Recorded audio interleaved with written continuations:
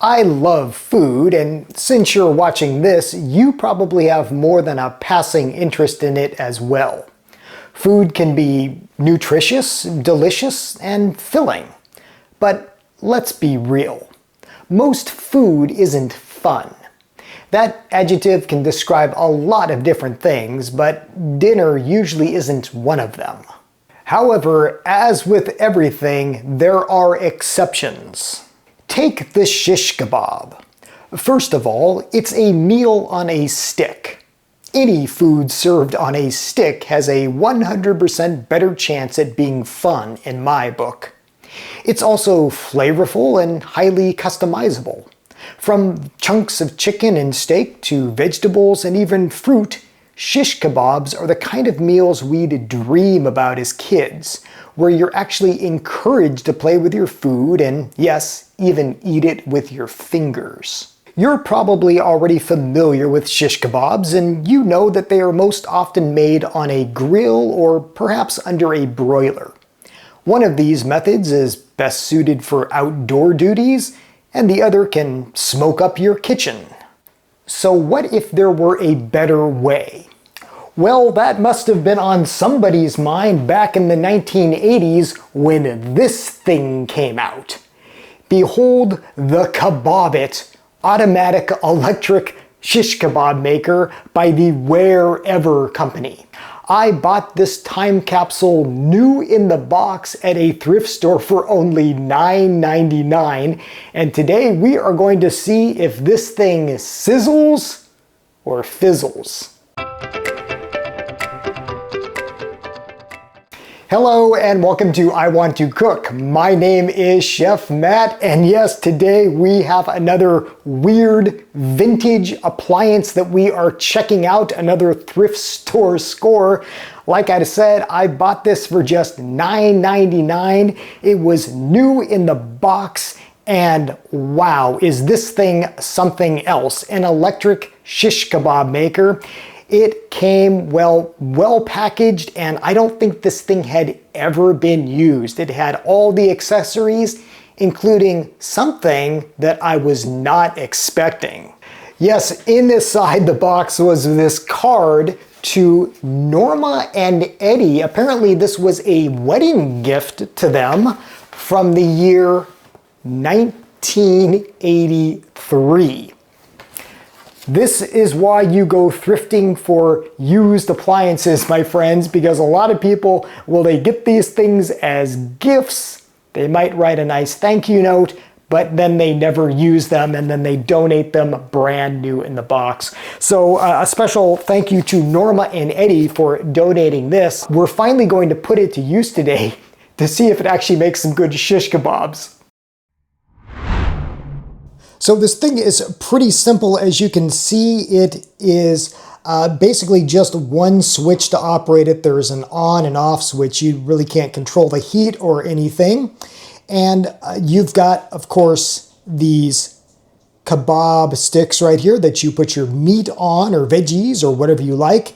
And then you simply put them right in these little grooves, in these holes right here.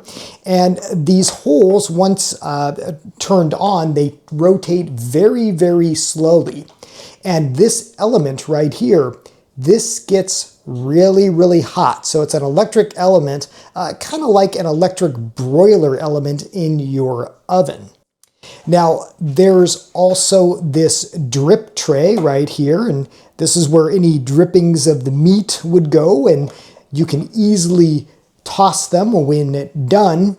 And here's a cool thing, this glass, this big kind of glass casing here, this is actually made by Pyrex. So there's a connection to my beloved Corning. Of course, Corning, the company, owned both the Corningware and the Pyrex brands of the time, and they made this special for this Kabob-It.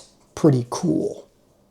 So I must admit, it is a pretty neat idea. You can have a kebab anytime you want indoors. You don't have to worry about firing up a grill in the dead of winter or turning on that broiler in your oven.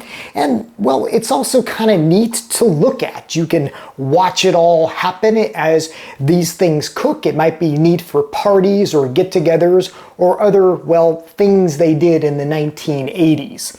But the big question is, does it work? And the short answer to that is, kind of. I started my experiment with a basic chicken kebab by just putting chunks of chicken and peppers onto the skewers. And as you can see, when you're done piling on your meat and veggies on the skewer, there's this top component that just pops right on top of the skewer. From there, you simply pop the skewers into the little slots, turn on the Kabob-It, and let the food cook. And cook, and cook, and then cook some more as the food slowly rotates around the hot, central cooking element.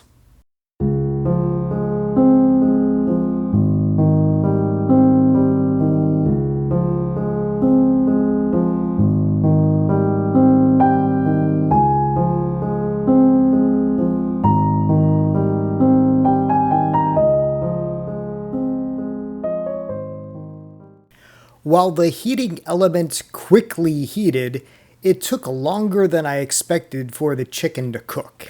In all, it took about half an hour of rotating and rotating for the chicken to get done to a proper temperature. Although I will say the end result was charred well and it tasted very good.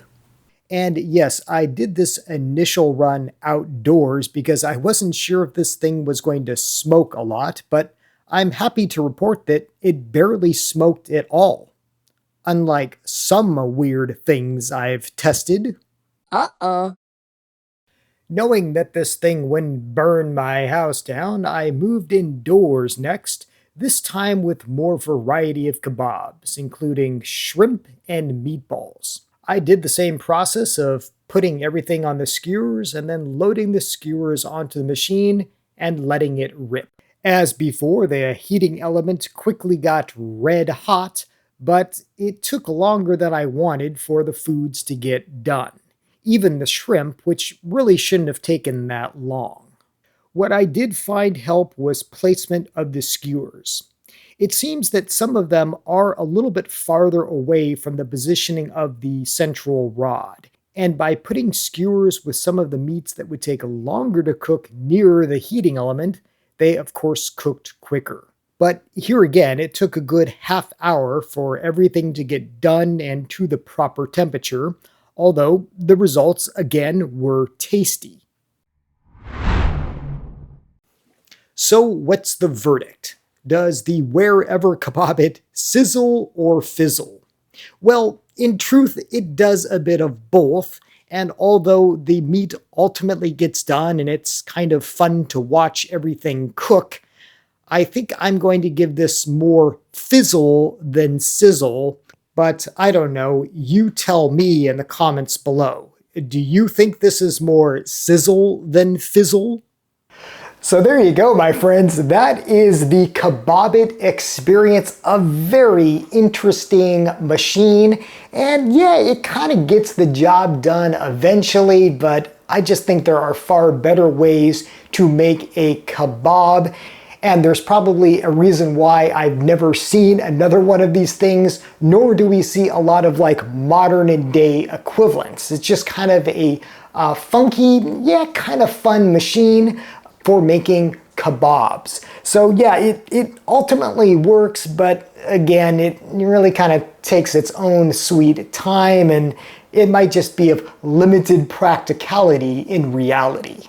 But you tell me, have you ever used one of these things? Did you maybe go to a party where there was one? I would love to hear your experiences if you ever used the Kabob-It, or maybe if you want one.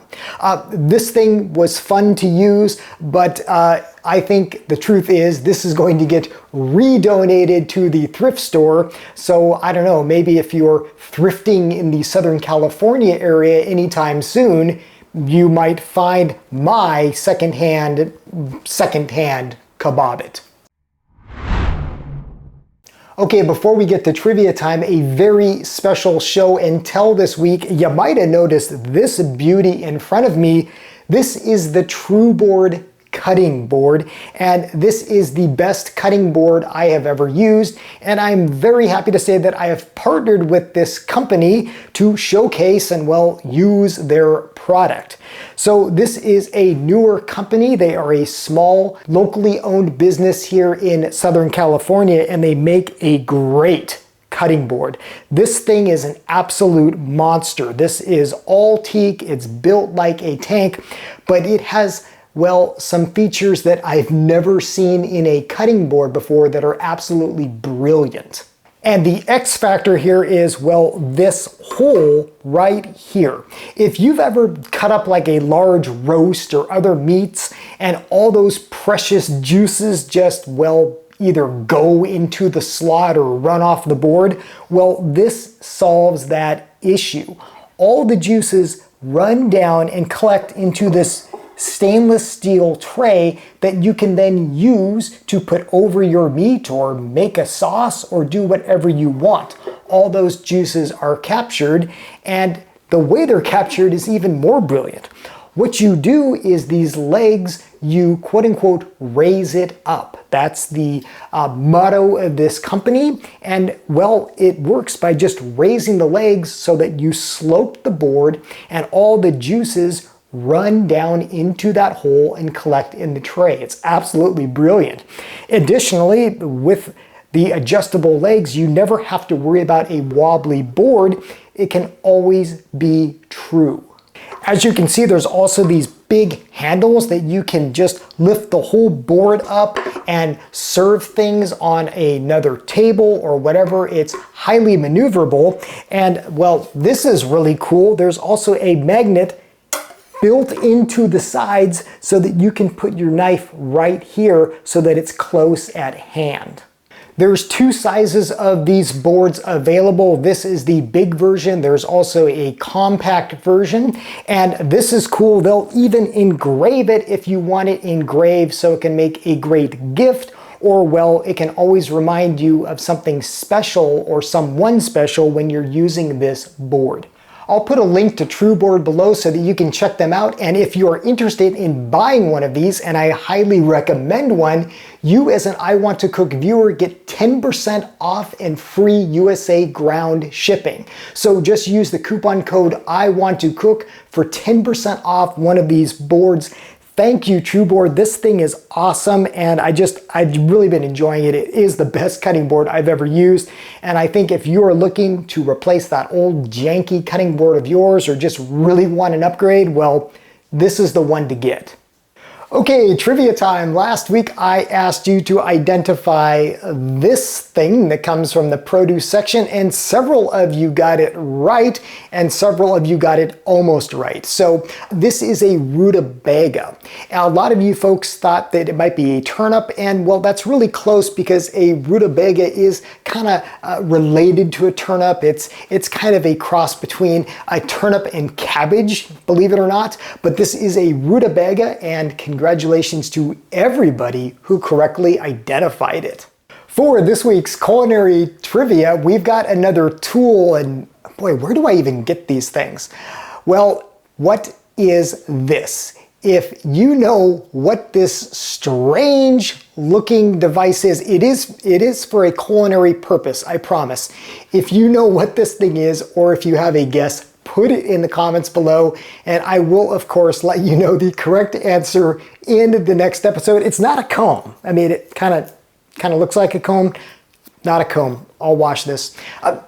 As always, thank you so much for watching. Thank you for subscribing. Until next time, I hope you want to cook.